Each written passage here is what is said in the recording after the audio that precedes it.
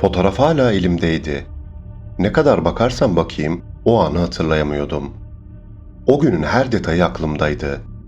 Boş geçen saatler, kapıya bakarak bekleyişim, annemin beni teselli etmeye çalışması. Ama bu fotoğraftaki an yoktu.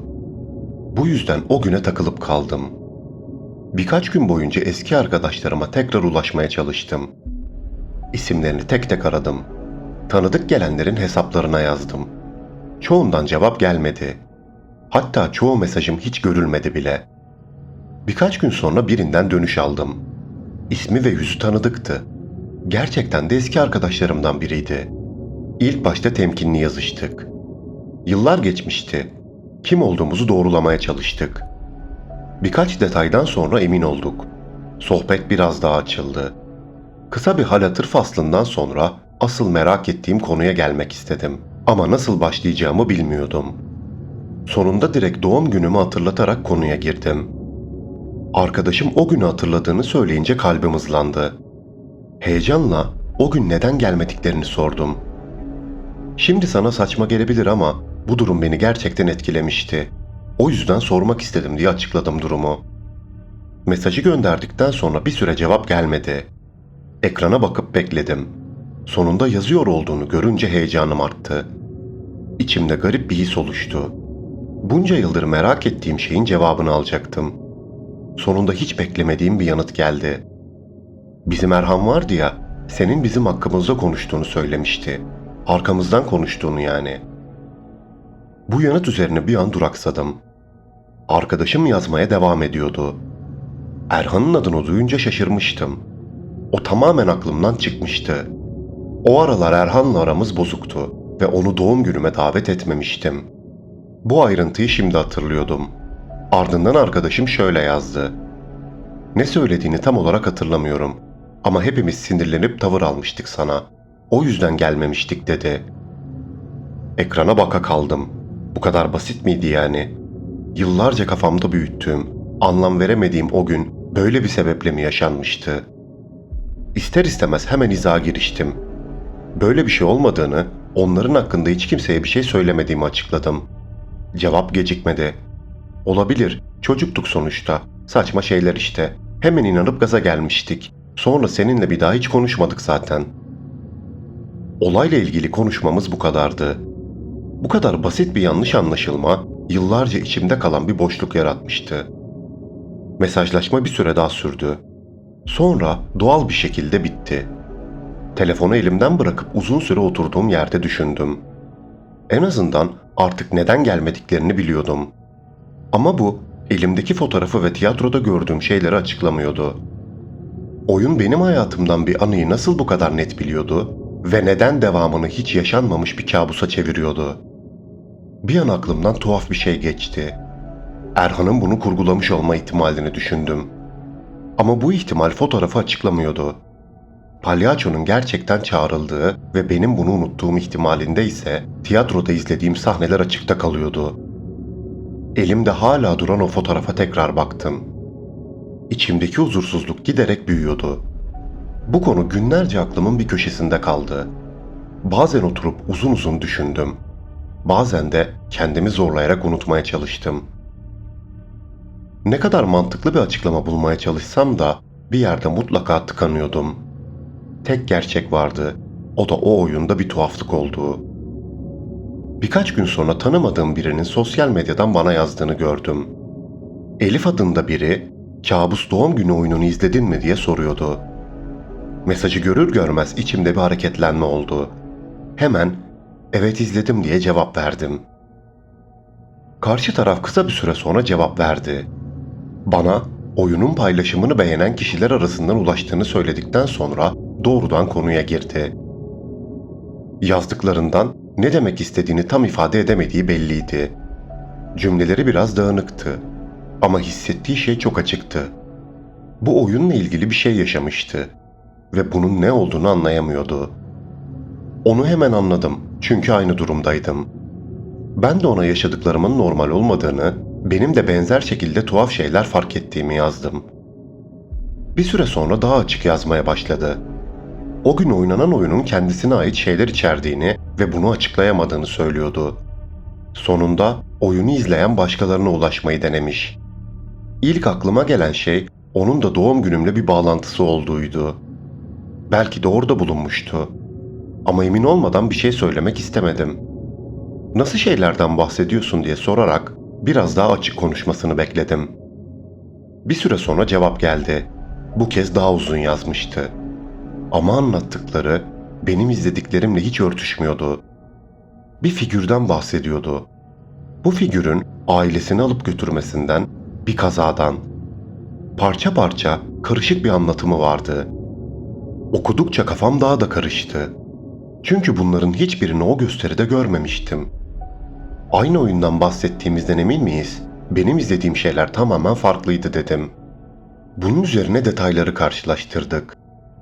Aynı gün, aynı saat, aynı salon ve aynı oyundan bahsettiğimizde şüphe yoktu. Ama izlediğimiz şeyler farklıydı. Bir süre düşündükten sonra ben de bana ait anılardan sahneler izledim. Senin bahsettiğin şeyleri hiç görmedim. Belki oyunun devamında vardır. Ben bitirmeden çıktım dedim. Kendisi de oyunu bitiremeden çıktığını söyledi. Ardından bence bu işte başka bir şey var. Bunu mesajla konuşarak çözemeyiz. Mümkünse yüz yüze konuşabilir miyiz? Çünkü kafamdaki sorulara cevap bulamazsam gerçekten çıldıracağım yazdı. Görüşmeyi kabul ettim ve buluşmak için sözleştik. Artık bu konuyu yüz yüze konuşacaktık. O gece neredeyse hiç uyuyamadım. Sürekli Elif'in yazdıklarını düşündüm. Onun anlattıklarıyla benim yaşadıklarım arasında bir bağ kurmaya çalışıyordum. Ama ne kadar düşünürsem düşüneyim bir yere varamıyordum.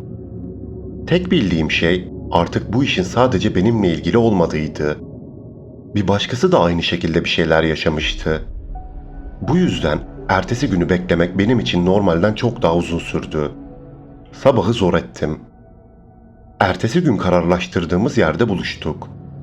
İlk karşılaştığımızda kısa bir tanışma yaşandı ama neredeyse bir an sürdü. İkimiz de asıl konuya girmek için sabırsızlanıyorduk. Bunu onun yüzünden de anlayabiliyordum. Gözlerinde hem tedirginlik hem de yoğun bir merak vardı. Daha ben bir şey sormadan anlatmaya başladı. İlk olarak oyunu sosyal medyada gördüğünü, doğum günü olduğu için bu fırsatı değerlendirmek istediğini söyledi. Sonra oyuna gidişini ve oyun başladığı andan itibaren yaşadıklarını anlatmaya geçti. Onu dikkatle dinliyordum. Ama birkaç cümle sonra sabırsızlanmaya başladım. Çünkü anlattıkları benim izlediğim şeyler değildi.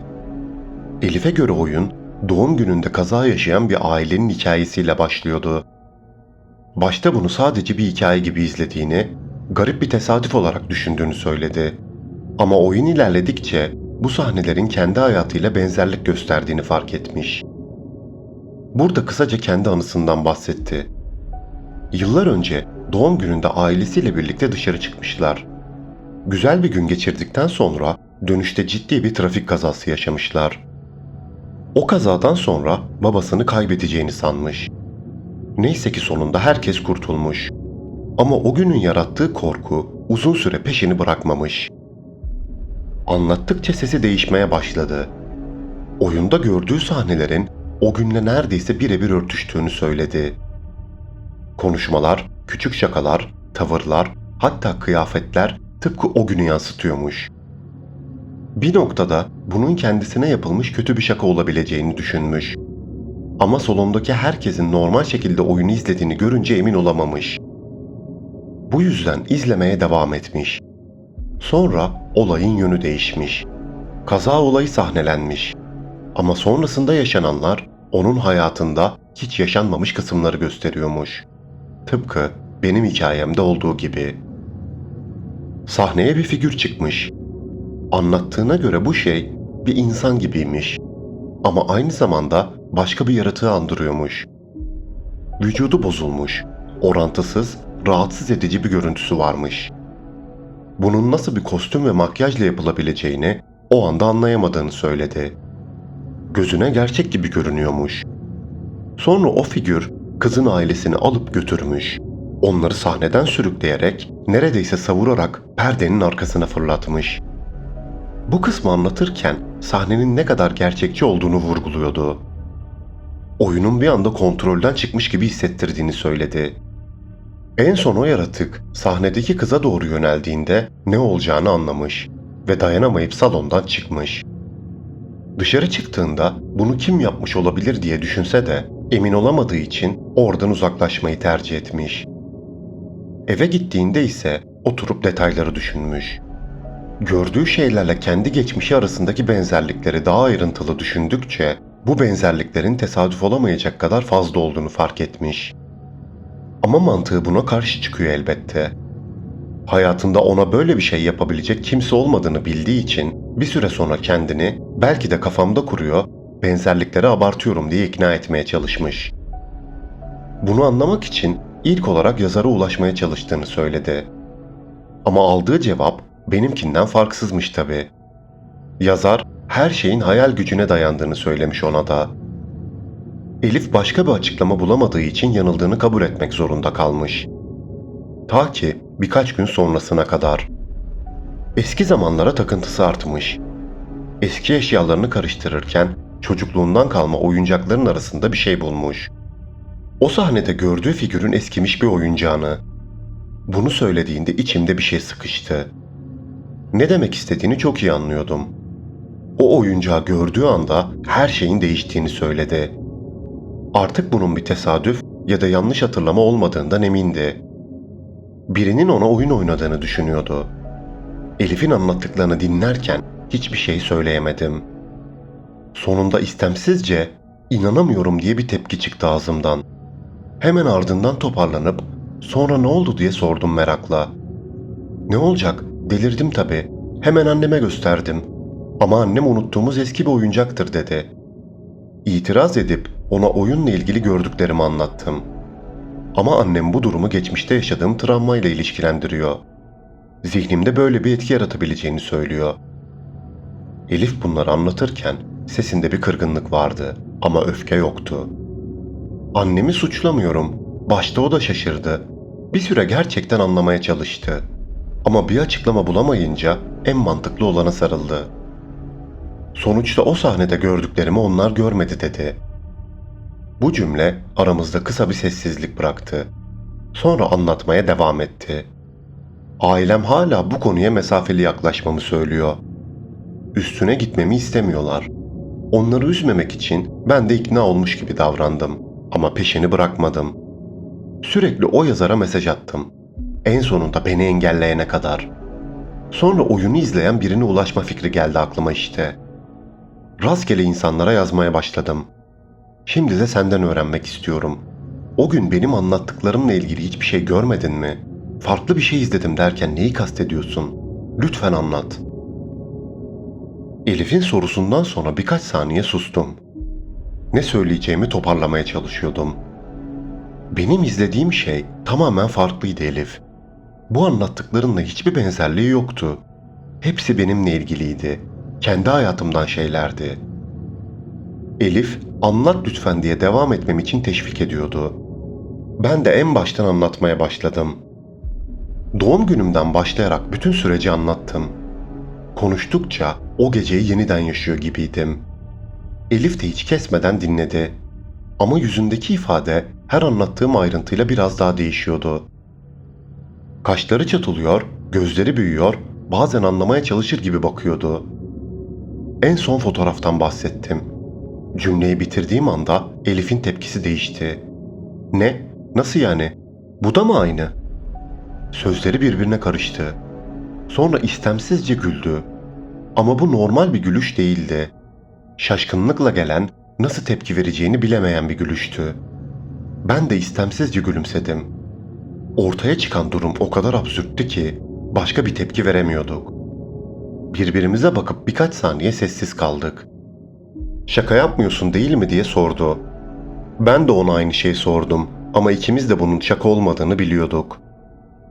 Bu yüzden gülüşlerimiz kısa sürede yerini tekrar ciddiyete bıraktı. "Elif, sana ulaşana kadar ben hala her şeyin arkasında o yazarın olduğunu düşünüyordum. Bana oynanan bir oyun olduğundan neredeyse emindim. Sen farklı bir şey izledim deyince merak ettim. Şimdi anlattıklarını duyunca her şey değişti" dedi. Diyecek bir şey bulamadım. Bir süre sustuk. İkimiz de aynı anda aynı şeyi düşünüyorduk. Bir oyunun bunu nasıl yapabileceğini. Sonra ben de bunun başta eski arkadaşlarımla ilgili olabileceğini düşündüğümü söyledim. Ama artık sadece benim anılarımla ilgili bir şey olmadığını anlıyordum. Bu bir çeşit psikolojik teknik mi yoksa daha farklı bir şey mi bilmiyorum ama normal değil dedim. O yazarla tekrar konuşmam lazım. Ama bu sefer farklı bir şekilde. Beni de engellemeden önce onunla düzgün bir şekilde konuşmayı ikna etmem gerekiyor. Elif hemen başını sallayarak evet bence de dedi. Kısa bir süre daha konuştuk. İrtibatta kalacağımızda ve gelişmelerden birbirimizi haberdar edeceğimizde anlaşıp ayrıldık. Eve döndüğümde yaşadıklarımın ağırlığı tekrar üzerime çöktü. Bir süre hiçbir şey yapmadan oturdum. Telefon elimdeydi ama hemen yazmak istemedim. Bu sefer acele etmemem gerektiğini düşündüm. Muhtemelen sadece ben ve Elif değildik. Bu oyunu izleyen başka insanlar da vardı. Ve büyük ihtimalle onlar da aynı sorularla o yazara ulaşmaya çalışıyordu. Eğer öyleyse sürekli mesaj atan biri gibi görünürsem beni ciddiye almayabilirdi. Telefonu elimde çevirirken tek bir şey düşünüyordum. Nasıl yazmalıyım ki bana cevap versin? Bir süre düşündükten sonra yine oyunu övecek şeyler yazmaya karar verdim. Belki beni hatırlamaz ve yine cevap verir diye düşündüm. Oyundan ne kadar etkilendiğimi, sahne tasarımının ve atmosferin ne kadar başarılı olduğunu, uzun zamandır böyle bir şey izlemediğimi yazdım. Amacım onu etkileyip oyun hakkında bir şeyler öğrenmekti. Ama mesajlarım iletilmedi. Yazar artık tanımadığı kişilerden mesaj almayı kapatmıştı. Hemen Elif'e yazdım. Elif, onu boş ver, bir şey buldum diye karşılık verdi. Mesajı görür görmez içimde bir heyecan oluştu. Ne buldun diye yazdım hemen. Yazarın içinde olduğu bir topluluk sayfası buldum. Kendi aralarında soru cevap yapmışlar. Sana atıyorum şimdi. Mesajın ardından gönderdiği bağlantıyı açtım. Aralarında yapılan bir sohbet paylaşılmıştı. Hemen okumaya başladım. Topluluktaki başka bir yazar bu oyunla ilgili çok fazla şey konuşulduğunu, bu kadar olay yaratmasının sebebini merak ettiğini soruyordu. Yazarın cevabı uzundu ama en dikkat çekici kısmını olduğu gibi aktarıyorum. Yazar şöyle yazıyordu. Aslında bu oyunu sahnelemeden önce esin kaynağımı paylaştım. Ancak bu doğrudan hikayeyle ilgili değil. Bir makale okumuştum. Bu makalede insanların özellikle korku gibi güçlü duygularının kelimeler aracılığıyla nasıl tetiklenebileceği anlatılıyordu. Ve o makalenin içinde bir efsaneden örnek veriliyordu. Zamanında bir kral çocuğunun doğacağını öğrendiğinde bunu kutlamak için büyük bir şölen düzenletmiş. Bu şölen sırasında sahnelenen bir gösteride özel olarak yazılmış bazı dizeler kullanılmış. Bu dizelerin halk üzerinde güçlü bir etki yarattığına inanılıyormuş. Zamanla bu gösteri tekrar tekrar sahnelenmiş ve en sonunda büyük bir topluluğun izlediği bir gösteride insanlar bu sözlerden etkilenerek toplu bir cinnet yaşamışlar. Bu hikayeden çok etkilendim. Özellikle o dizelerin yapısını kendi oyunumda kullandım. Doğum temasını da modernleştirerek doğum günü konseptine çevirdim. Geri kalan kısmını ise tamamen kendi hayal gücümle oluşturdum. Yani hikaye tamamen bana ait. Oyunu sahneledikten sonra birçok mesaj aldım. Bazıları oyunun kendi hayatlarını anlattığını iddia ediyor. Ama bunu çok ciddiye aldığımı söyleyemem. Bu kişiler daha önce yazdığım bu esin kaynağı metnini okumuş, etkilenmiş ve izledikleri oyunu kendi hayatlarıyla ilişkilendirmiş olmalılar. Yazarın yazdıklarının en önemli kısmı buydu. Yani bizim yaşadıklarımızı tamamen reddediyor. Yazdıklarının devamında oyunun konusundan da bahsediyor. Ama anlattığı hikayenin Elif'in ve benim izlediklerimle alakası yok. Tamamen başka bir oyundan bahsediyor sanki. Ekrana bakarken içimde garip bir boşluk oluştu. Bir yandan okuduklarım bazı şeyleri açıklıyor gibiydi. Ama diğer yandan hiçbir şeyi açıklamıyordu. Tam o sırada Elif'ten bir mesaj daha geldi. Oyun sahnelenmeden önce yaptığı açıklamayı da buldum diyordu. Hemen ardından bir bağlantı daha gönderdi. Onu da açtım. Bu yazarın oyundan önce paylaştığı açıklama yazısıydı. Orada efsaneyi yazmıştı. Efsane oldukça eskiye dayanıyormuş. Eskiden yeni kral olacak kişi doğmadan önce müjdelenirmiş. O dönemin kralı birçok çocuğu olmasına rağmen hala tahtı devredeceği bir veliahtın müjdesini alamamış. Yaşlılık dönemine girdiği için de halk arasında yeni kralın ne zaman geleceği konuşuluyormuş. Bir gece rüyasında kendisine benzeyen bir oğlan çocuğuna kendi kılıcını verdiğini görmüş. Bunu bir işaret olarak kabul etmiş ve hemen saray büyücüsünü çağırtmış. Büyücü rüyayı yorumlamış ve bunun yeni kralın müjdesi olduğunu söylemiş. Gerçekten de kısa bir süre sonra kraliçenin hamile olduğu anlaşılmış. Bunun üzerine büyük bir şölen hazırlığı yapılmış. Yeni kralın doğumu halka bir gösteriyle duyurulacakmış. Bu gösteride çocuğun doğuşu, büyümesi, kahramanlıkları ve bir gün dünyaya hükmedeceği sahnelenecekmiş. O dönemde bu tür anlatılar yüksek sesli müzikler, gösterişli kostümler ve sahne performanslarıyla sunuluyormuş. Ama asıl dikkat çekici olan sahneler arasında okunan şiirlermiş. İşte bu şiirle halkın yeni kralın gelişini anlaması sağlanacakmış. Kral, büyücü şaire özel olarak bir görev vermiş. Öyle bir müjdeleme yazısı yazmasını istemiş ki, insanların kalplerini işlesin, onları etkilesin, hatta büyülesin. İçlerindeki duyguları kabartsın. Korku ve hayranlıkla kralın gelişini kabul etsinler. Bu yüzden yazılan dizeler sadece bir anlatım değil, aynı zamanda insanların zihnini etkileyen bir araç haline gelmiş. Gösteri sahnelendiğinde halk gerçekten etkilenmiş. Anlatılanlara göre o çocuk büyümüş, kral olmuş ve gerçekten de güçlü bir hükümdar olarak ün salmış. Ama asıl tuhaf olan bundan sonraymış. O gösteride kullanılan dizeler zamanla dilden dile yayılmış. Yıllar sonra başka bir kral çocuğunun doğumu şerefine benzer bir şölen hazırlatmış. Bu sefer gösteri daha modern bir şekilde yine doğum temasıyla sahnelenmiş. Eski tiyatrolardaki gibi şiirler eşliğinde anlatılan bir hikaye kurulmuş ve o eski dizeler yine kullanılmış. Ama bu sefer sonuç bambaşka olmuş. Gösteriyi izleyen kalabalık başta büyük bir heyecan yaşamış. Ama kısa bir süre sonra bir şeyler değişmiş. İnsanlar bir anda kontrolsüz davranmaya başlamış. Kimi bağırmış, kimi kendine zarar vermiş, kimi çevresine saldırmış. Toplu bir cinnet hali yaşanmış. Bu olaydan sonra gösteri tamamen yasaklanmış. O dizelerin ise ağızlara alınması dahi men edilmiş. Ama her şeye rağmen bu hikaye küçük yerlerde, köylerde kulaktan kulağa anlatılmaya devam etmiş. Efsaneye göre insanlar o gösteride geleceklerini gördüklerini sanmış. Ama gerçekte gördükleri şey en büyük korkularıymış. Bu anlatı yüzyıllar boyunca yaşamış ve en sonunda bir folklor araştırmacısı tarafından kayıt altına alınmış. Araştırmacı eski köylülerden dinlediği bu hikayeyi bir derleme kitabına eklemiş. Bizim yazar da yıllar sonra bir makalede bu hikayeye denk gelmiş ve bundan etkilenerek kendi oyununu yazarken doğum temasını modernleştirip doğum günü haline getirmiş.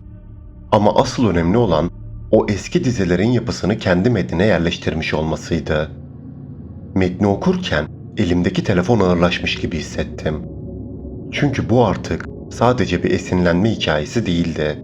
Başka bir şeydi. Elif buna inanabiliyor musun yazdı. Hayır ama başka bir açıklamada bulamıyorum diye cevap verdim. Bir süre daha konuştuk. İkimiz de yaşadıklarımızı bu efsaneyle yan yana koymaya çalışıyorduk. Parçalar yavaş yavaş yerine oturuyor gibiydi. Ama ortaya çıkan şey kabul etmesi zor bir şeydi. Demek ki bu oyunun kaynağı gerçekten çok eskilere dayanıyordu. Sadece bir tiyatro oyunu değildi. Yüzyıllar önce insanların topluca aklını kaybetmesine sebep olan bir şeyin bir şekilde yeniden ortaya çıkmış haliydi. Bunun bir büyü mü, bir ritüel mi, yoksa açıklayamadığımız başka bir şey mi olduğu belli değildi. Ama ne olursa olsun bir zamanlar işe yaradığı kesin. Ve şimdi tekrar işe yaramıştı. Asıl mesele o dizelerdi. İkimiz de izlediğimiz sahneleri hatırlamaya başladık. Detayları konuştuk. Elif o korkunç figürün konuştuğu anları anlattı. Kelimelerin garipliğini, tonunu, ritmini, sanki bir şey anlatmaktan çok bir şeyi tetikliyormuş gibi olduğunu söyledi. Ben de aynı şeyi söyledim. Ben o dizeleri palyaçonun ağzından duydum dedim. Tekerleme gibi ama normal bir tekerleme değildi. Yazarın anlattığı hikaye ise bunların hiçbirine benzemiyordu. O hala sahnede oynanan şeyin kendi yazdığı hikaye, kendi hayal gücünden çıkan bir kurgu olduğunu sanıyordu. Ama gerçekte olan şey bu değildi. Sahnede ne oynandığının bir önemi yoktu aslında. İnsanlar kendi zihinlerinde bambaşka şeyler görüyordu. Kendi korkularını, kendi geçmişlerini. Ve bu o dizelerle tetikleniyordu.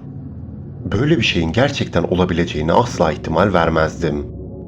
Ama artık elimizde bunu reddedecek hiçbir şey yok. Daha da tuhaf olan şey, yazarın bütün bunların merkezinde olmasına rağmen hiçbir şeyin farkında olmaması. Yüzyıllar öncesine dayanan bir şeyi yeniden ortaya çıkarmış ama bunun ne olduğunu bilmiyor. İnsanların ona yazdığı mesajları yanlış yorumluyor. Herkesin kendi kafasında kurduğunu düşünüyor. Elif'in elinde o figürün bir oyuncağı olduğundan, benim elimde o palyaço ile çekilmiş bir fotoğraf olduğundan habersiz.